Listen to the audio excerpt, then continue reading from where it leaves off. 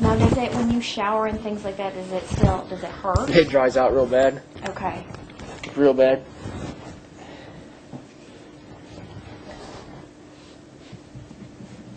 How much skin did they have to take?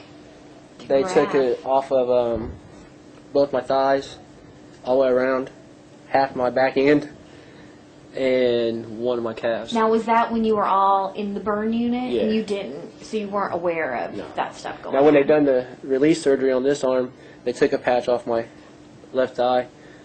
I was aware of that. Okay. I mean, I was out when they done it. Right. I woke up. Yeah, I knew. I felt that.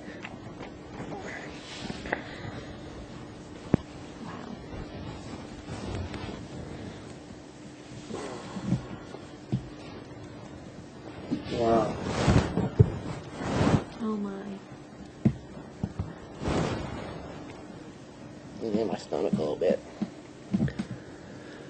But that's I didn't realize your lungs too had been. Is it sometimes difficult for you to breathe? Sometimes. The more activity I do, you know what I mean? But there's exercises that they give me to try to help help keep them fairly strong enough. But it's once I get older, the possibility of COPD and other things going to hit even worse. Do you get that at some point, when they get later, they may ask more detailed questions or things like that? Yeah, and I'll tell them. I'm not, like I said, I'm not going to keep nothing from them. They deserve it. Because they were there too. Yeah, they've been put through this. They deserve to know. But part of me feels like when this is over, the prison term sentence, everything, and I do get home, that a lot of it will be dropped, and then we'll just, I'll go along with that. It's always going to be a part of me. I mean, there's nothing I can do about it, and it's going to be a part of them. They won't be able to move on. But it won't define you. No, I know people that've been hurt and have accidents and everything that don't stop. I've heard some drastic numbers from Wichita Hospital about people that been burnt returning within 5 years burnt again for the same accidents. The fact that just the constant reminder of the pain, is why would you want to do it again? It's the drug.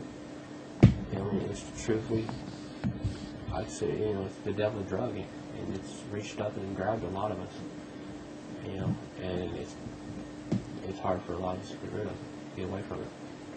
I've heard through other people, but it's just, you do it once and it's just, you want it again and again.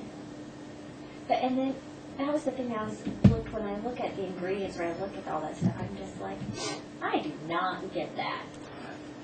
I've had, my dad's asked me, say, come on, buddy, with the garbage that you put in it, you're using fertilizers and batteries and just, acid and salt. Right. You don't think about that, You really You just don't. think about the end product. Yeah. And it takes all that stuff to pull out your Sudafed and then, gases. How long does it take to make from start to finish? Is this like hours long or like half an hour or? Half hour to an hour. Really? Yes, you do it quickly.